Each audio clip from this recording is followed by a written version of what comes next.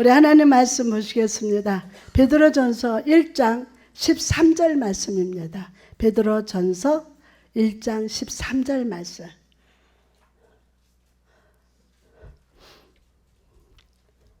네, 다 찾으셨으면 아멘. 우리 같이 하나님의 말씀 봉독하시겠습니다. 시작. 그러므로 너희 마음의 허리를 동이고 근신하여 예수 그리스도께서 나타나실 때에 너희에게 가져다 주실 은혜를 온전히 바랄지어다. 다시 한번 시작.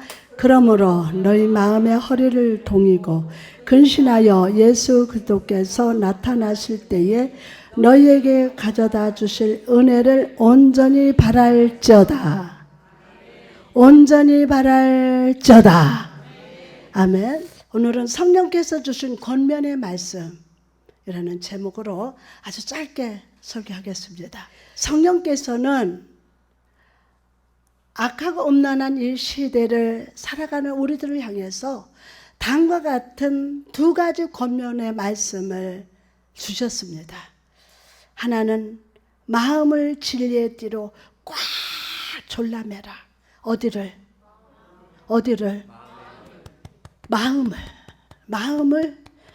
마음을 진리의 띠로 꽉 졸라매라.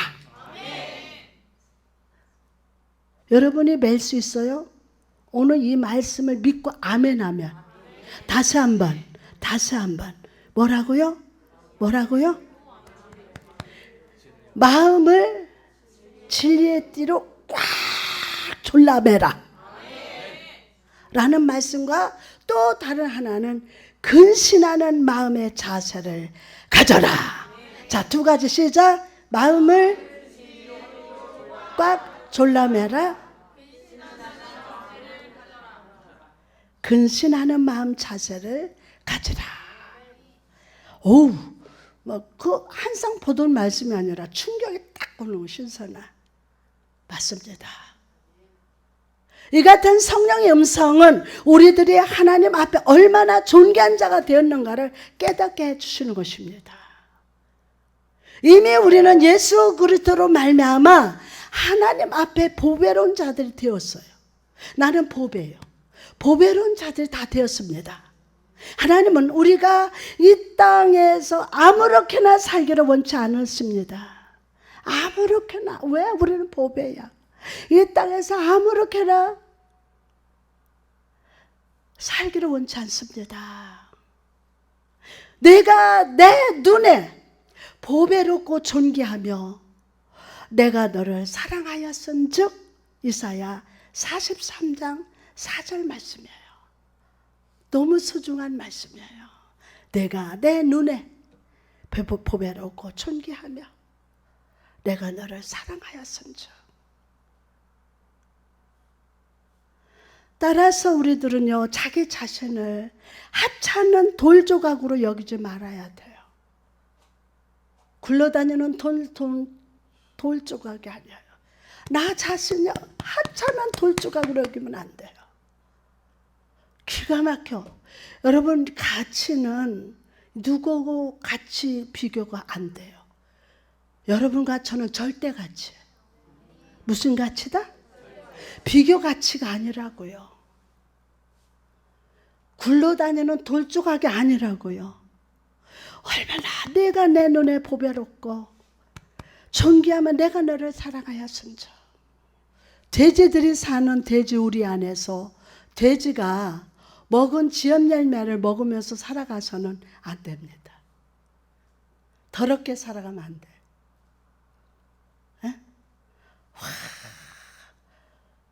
불고기도 먹고, 전 진수성 잘 차려주셔서 맞아요. 그 돼지 우리 안에서 돼지가 먹는 지연 예배를 먹으면서 살아가면 안 돼요. 어찌 하나님의 자녀가 더럽고 불결한 돼지가 될 수 있겠습니까? 우리들 안에는 만왕의 왕 되신 예수 그리스도의 보혈의 피가 흐르고 있다는 사실을 알고 계십니까? 정말 알고 계십니까? 우리들의 몸은 거룩하신 성령께서 성전 삼고 있다는 사실을 믿습니까? 정말 믿습니까? 영원한 천국을 유업으로 얻을 자가 무덤 가운데 가야 산다는 것을 합당치 못합니다. 여러분 안에요, 무덤이 너무 많아. 나 죽을 거야. 죽을 것 같아. 죽겠어. 여러분 스스로 여러분 안에다 무덤이 얼마나 많이, 오늘 그 다 파헤쳐서 다 보혈로 씻음 받을지어다. 영원한 천국을 유업으로 얻은 자가 무덤 가운데 거하여 산다는 거 합당치 못합니다. 하늘의 지혜를 소유한 자가 미친 자처럼 헤매고 다닌다는 것을 옳지 못합니다. 한두 번 미치는 게 아니라 미친 자마냥 헤매고 도망가는, 이미 그리스도의 피로 깨끗함을 입은 자가 어찌 또 다시 진흙탕 속으로 들어갈 수 있겠습니까? 하나님께서는 우리를 향하여 이같이 말씀하셨습니다. 너희는 그들 중에서 나와서 따로 있고 부정한 것을 만지지 말라. 고린도 후서 6장 몇 장? 17절 말씀이에요. 어떻게 하라고요? 너희는 그들 중에서 나와서 따로 있고 부정한 것을 만지지 말라. 부정한 말을 듣지 말라. 만지지 말라. 듣지 마라. 고상한 척 하지 말고 정 많은 척 하지 말고 내가 감당치 못한 것들, 그 부정한 것들 만지지 말래요. 그렇다면 오늘 말씀을 통해서 세상과 구별된 성도의 그 삶을 살기 위해서는 과연 어떤 자세를 갖춰야 할까요? 어떤 자세를? 먼저 마음의 허리를 동이라. 시작. 마음의 허리를 동이라. 베드로전서 1장 13절 말씀의 권면의 말씀을 순종합시다. 중요한 게 이 말씀에 순종해야 돼요. 이는 육신의 허리가 아니라, 여러분 육신의 허리가 아니라 마음의 허리를 동여 매는 겁니다. 마음의 허리를. 여러분께서는 중동 지역에 사는 동양인들의 옷차림새를 잘 알고 계실 줄 믿습니다. 그들은 위로부터 아래로 길게 늘어뜨린 통짜 옷을 즐겨 입고 있습니다.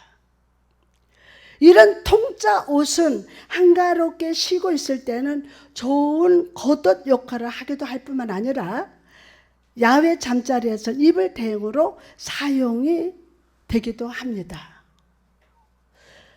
하지만 이런 옷은 활동을 할 때는 긴 옷이 발에 걸려서 너무 불편합니다. 발패다 또 넘어집니다. 따라서 그들은 일을 할 때는 띠를 허리에 단단히 졸라매므로써 활동에 지장이 없게 했습니다. 또한 허리를 띠로 강하게 붙들어 매었기 때문에 힘이 분산되지 않아서 허리 중심에 힘을 집중시킬 수 있게 되었습니다. 이와 같이 마음의 띠를 동여매라는 상징적 표현도 동일한 의미가 있습니다. 말세지마를 살아가는 성도의 마음은 아니라고 느슨한 자세를 버려야 합니다. 아멘하고 받으세요. 지금은 말세입니다. 여러분과 저는 성도입니다. 하나님 자녀입니다. 여러분의 마음은 아니라고 느긋한 자세를 버려야 돼요. 버려야 돼요. 자, 버릴지어다. 여러분 입으로 해요. 버릴지어다. 영적인 게으름과 잠에 깊이 취해 있어서는 안 됩니다. 다들 너 피곤하잖아.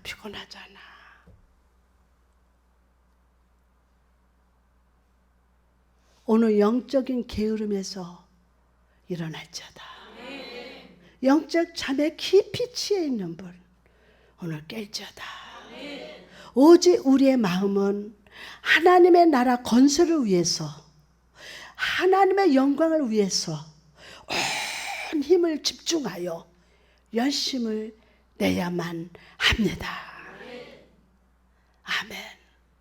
만일 우리가 마음을 동요하는 삶을 살지 못한다면 주님의 은혜를 기대할 수가 없어요.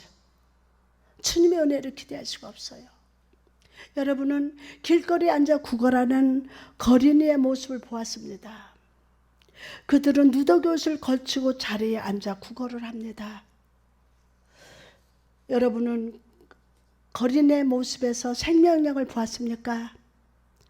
삶의 열정을 보셨습니까? 그들은 마치 세상에 대해서 백기를 든 폐장병들 모습을 하고 있을 뿐입니다. 여기 오늘 폐장병에 오늘 살아날지어다. 여러분의 마음을 꽉 동요매도록 하십시오. 그렇다면 마음을 찔끔 동요맬 수 있는 끈은 도대체 어떤 것일까요? 에베소서 6장 14절 말씀에 보면 진리로 너희 허리띠를 띠라고 하셨습니다. 하나님의 말씀으로 마음을 동요매도록 하시기 바랍니다. 진리의 말씀과 훈계를 마음으로 꼭 붙들읍시다. 왜냐하면 진리로 다스림을 받은 마음만이 생명력으로 타오를 수 있기 때문이에요. 진리로 마음을 다스림을 받아야 돼요. 말씀으로 마음을 다스림을 받아야 돼요. 만짐이 있어야 돼요. 주님의 만짐이. 태양빛이 비추는 곳에 종이를 그냥 두면 아무런 변화가 없습니다. 그러나 돋보기를 준비해서 태양빛을 한 곳으로 모으면 종이는 어떻게 해요? 불이 붙기 시작합니다. 불이 붙어요. 한번 가서 해봐요. 불이 붙어요. 이와 같이 믿음의 돋보기로 진리를 마음을 집중시키도록 합시다. 그냥 어떻게 하지? 난 할 수 없는데 하지 말고 아멘어요. 여러분의 마음은 온 세상을 불기둥으로 만들 만한 강한 생명력으로 타오르게 될 줄 믿습니다. 아멘. 훈계를 굳게 잡아 놓치지 말고 지키는 이것이 내 생명이니라. 잠언 4장 13절 말씀이에요. 뭐라? 훈계를 굳게 잡아 놓치지 말고 지키라. 이것이 내 생명이니라. 잠언 4장 13절 말씀 가서 계속 보세요. 근신하라는 말씀은 절제하라. 자, 내가 근신하라 하면은 절제하라. 근신하라. 아멘. 근신하라 말씀은 절제하라. 중용을 지키라는 거. 중용을. 이는 호수의 돌멩이를 던져서 파문을 일으켰을지라도 빨리 처음처럼 거울같이 잔잔한 상태를 가지라는 뜻입니다. 실제로 시련의 환난의 낯은 골짜기에 있을 때 사람들의 마음을 한없이 요동치기 시작합니다. 이들의 마음에는 절망의 물결이 막 출렁이고 있습니다. 조금만 일이 잘못되어도 모든 것이 끝장이라면서 절망합니다. 끝났어 하면서 막 절망합니다. 하지만 믿음의 성도에게는 최악의 일이라고 여기던 것이 오히려 최고의 일이 되는 경향이, 축복이 있다는 사실을 잊지 마시기 바랍니다. 아멘. 하나님께서는 왼손으로 여러분을 누르셨다면 곧 오른손으로 여러분을 안아주실 겁니다. 믿음으로 크게 아멘. 하나님께서 쓴 것을 여러분께 주셨다면 곧 달콤한 꿀송이를 입안에 가득히 넣어 주실 것임을 사실로 믿을지어다. 그리고 이와는 반대로 번영의 산꼭대기에 있을 때에도 역시 사람들의 마음은요, 평정을 찾지를 못합니다. 평정을 찾지 못해요. 이들의 마음에 교만의 물결이 한없이 몰아치기 시작합니다. 누구의 마음에도, 전단장 마음에도. 부유함은 가난함보다 더 무서운 것입니다. 세상이 우리를 향해 얼굴을 찡그릴 때보다 오히려 미소를 지을 때 더욱 마음의 평정을 찾지 못합니다. 많은 이들은 순례의 길을 잘 가다가도 이 번영의 때를 만나면 앞으로 나가려 하지 않습니다. 그들은 그곳에 계속 머물려고 합니다. 하지만 번영의 때는 진흙 위를 걷는 것과 똑같습니다. 진흙 위를 걸을 때는 더욱 빨리 걸음을 재촉하도록 하십시오.